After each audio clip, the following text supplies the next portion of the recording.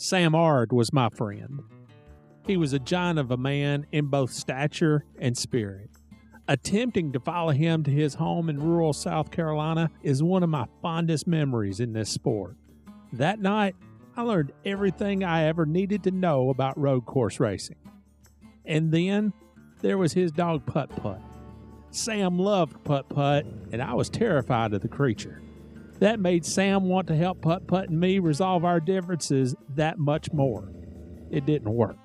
At home, Sam was as kind and unassuming a soul as NASCAR has ever known. I really enjoyed it. It makes you stay away from home a little bit, but not really, because it gives a chance for my wife and I both to get out, because she used to follow me around to the racetrack. The only thing about it, I got some kids, but they're up old enough now where, they sort of realize what's going on. And whenever they're not in school, they sort of follow us around too a little bit. So all in all, it's sort of like it's just something we all enjoy doing. On the track, he transformed into an aggressive, all-consuming beast. This is my pitch for Sam Ard to one day be elected to the NASCAR Hall of Fame.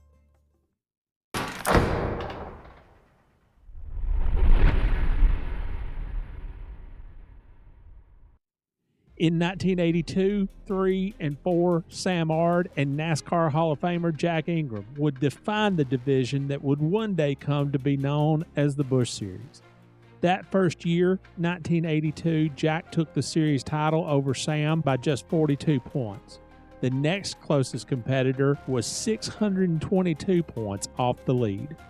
1983, Sam won the championship by 87 points over Jack. Third place was 521 points behind Sam. In 1984, not even Jack Ingram could keep pace. That year, Sam captured the Busch Series crown by a whopping 426 points, despite missing the last race of the year. Most of the time when me and Jack were running together and everything was going right, one or the other was going to win the championship. Sam and I had formed a want-to-beat relationship. There was never no animosity or anything between either one of us, but I would have to hear that flack, because when I come away from the racetrack and all during the week, how'd I let Sam Ard beat me? And that's who was beating me. And I wanted to beat him, and of course he wanted to beat me. What made Sam Ard so good? There wasn't anything he couldn't do behind the wheel or under the hood of a race car.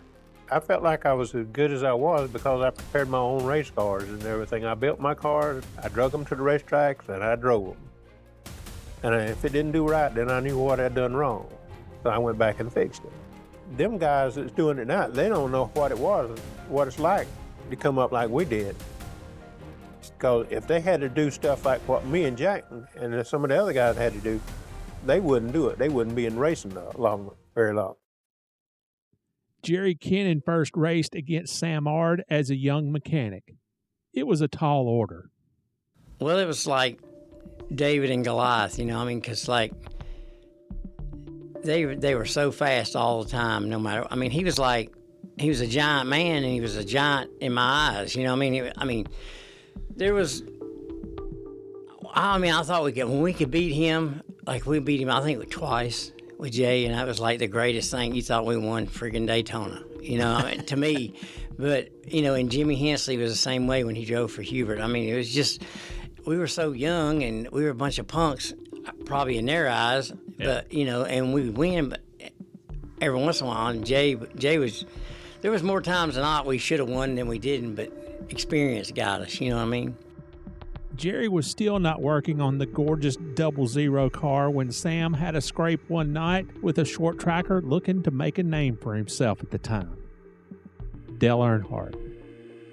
It was just like yesterday, I can remember this. He'd come up off of turn 2, and he got on the inside of Dale, and Dale had on a yellow Australian helmet, and he looked left. He looked as left as you could look and just turned left and run right in the side of Sam, and they went down in the infield, and from 1st to 6th crashed.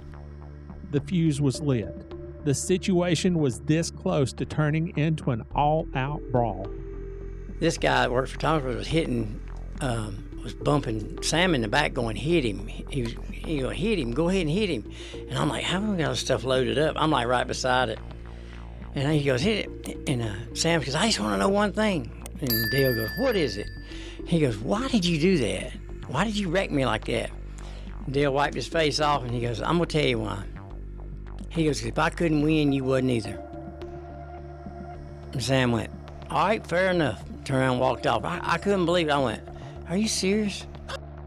Jerry went to work for Sam in July 1983. Almost immediately, he noticed an issue with one of just 3 cars in the team's arsenal. He goes, man, I don't know what's wrong with this car. He said, I wrecked it at somewhere and it ain't never been right since. And I just happened to look down at the left rear wheel in the trailer and it was turned way in like 1.5 inches in the front. I said, well, look at the left rear wheel right there. Oh my God, the rear end's bent. Their first race together, Sam sat on the pole at Caraway Speedway and led the first 185 of the event's 200 laps, right up to the point that Butch Lindley caught up to him. And here I am, 20-some years old. Sam sits on the pole, and he goes, he's running. Butch is there, Jack, all of them. I said, man, you got to slow down. It was a half a lap ahead, so you got to slow down. I said, you can't put tires on? I know what I'm doing. I said, okay, but you got to slow down. Well, Butch got there about 3 to go. Kept getting under him, and finally, the last lap, he turned him around coming off 4 because Sam just kept cutting him off. Sam spun out. Butch turned Sam around. Yeah, Okay. and so for the win. And Butch won. Sam sitting down there at the end of pit road, it wouldn't start, because it's hot and all. He goes, you know what? On the radio, and I said, what? And he goes, I ain't never going to play golf with Butch again. In August, Sam dominated and won at Bristol. That was despite the fact that his lucky steering wheel had finally bitten the dust during practice. He had this red steering wheel off a 64 Chevelle.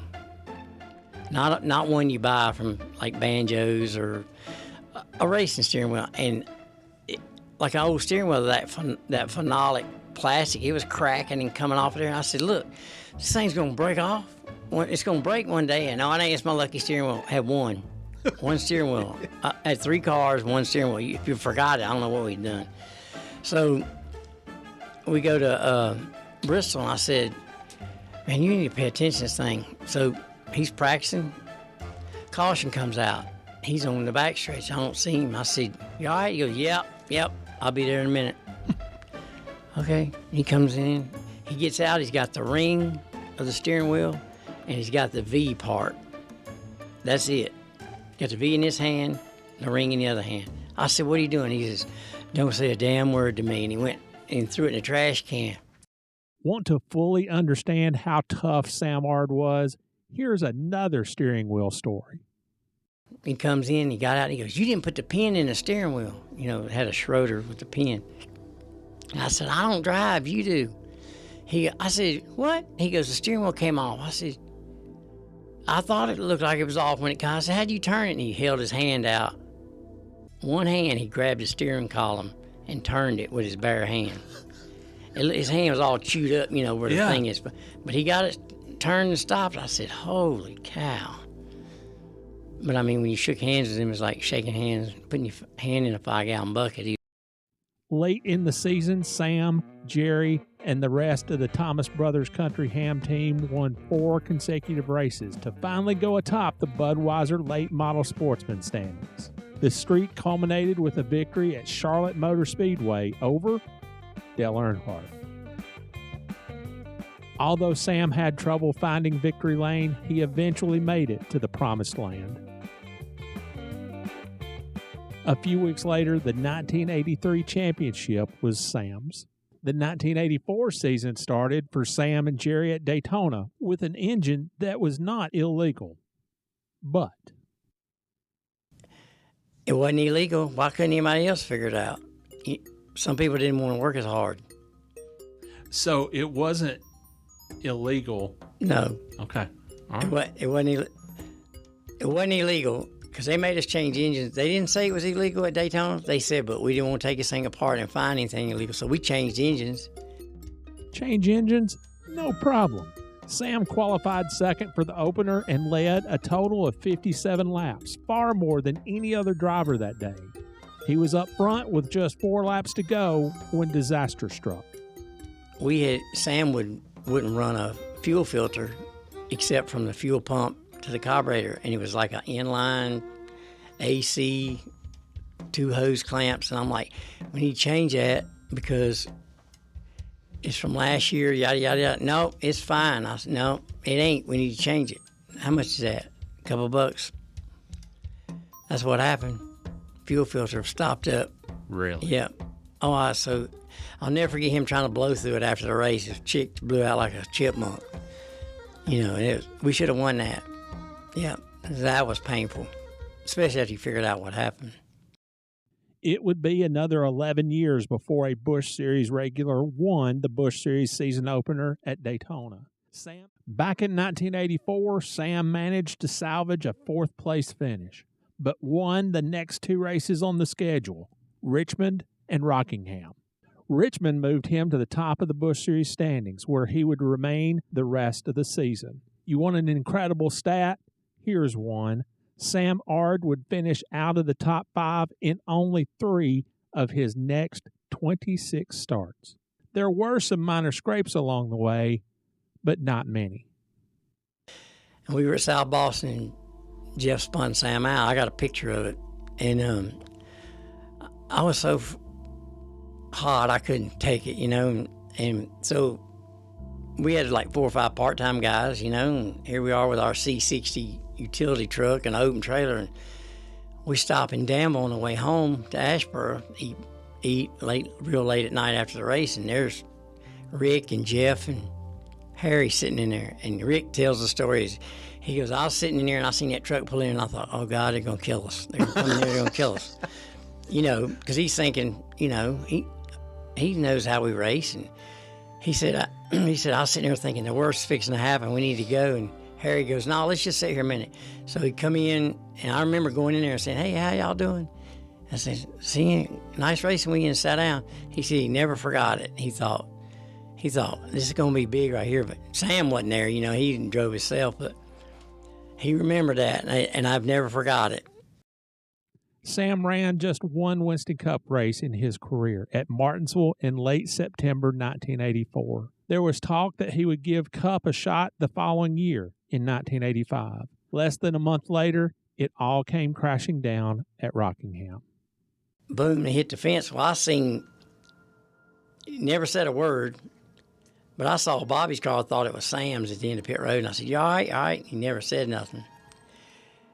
And then Steve Mill and Dale Inman were in the Cup garage, and they said that Sam come down and hit the inside wall, and they hopped over the fence because the throttle was hung wide open. And you know how tall he is. His head was under the dash. Like he was up under the... Under the dash. Yeah, like he had, all the way up under. So he got him set back up and said he was already like blue looking when they got to him. It was a sad day for me. I didn't know what to do. It was like my world collapsed, because the worst thing can happen is somebody get hurt in your race car. I don't want anybody ever, I'm a safety crazy. Yeah. Always have been, and I wanted him to come back so bad, but, and they had to go on, but.